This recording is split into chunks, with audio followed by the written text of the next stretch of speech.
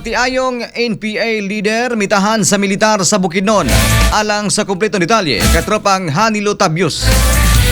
XFM Report. Mitahan ang magtiayong high-ranking officials sa New People's Army NPA niadtong Pebrero 3, 2026 sa 8th Infantry Dependable Battalion. Ang magtiayon gipresentar sa media adlaw Miyerkules, Pebrero 4, 2026 sa 403rd Brigade nga nahimutang sa Impalambong, Malaybalay City, Bukidnon. Ang mga nitahan gilang sila si alias Richard Umakong, 50 anyos, residente sa Anahaw, Barangay Bantawan, Hingog City, Finance Officer sa SRC-1 NCMRC o alias NC, 50 anyos nga taga Abakahan, Barangay San Luis, Malitbog, Bukidnon, Finance Officer sa SRC-1 NCMRC. Si alias Richard na-recruit ni adtong October 1990 sa edad nga 14 anyos, samtang si alias NC nisulod sa 8 grupo ni adtong October 1995 sa edad nga 19 anyos. Dungan silang pagtahan ang duha ka M16 rifle, duha ka M14 rifle, usa ka rocket propelled grenade launcher. Nakahukom ang magtiayon nga mo surrender human na amgo ang kawalay pulos sa armado nga pakigbisog. Ingon man ang kakapoy nga ilang nasinati samtang anaa sa walhon ug ang kaluwasan sa ilang mga anak. Mga katropa, para sa tin-aw nga pananaw tumar og Visionex Plus soft gel capsule kaya do na kinilutin siya santin og beta carotene nga makatabang mupatin-aw sa pananaw. Alang sa naghiusang Pilipino para sa Pilipinas, ako sa Nilo Tabios, XFM News.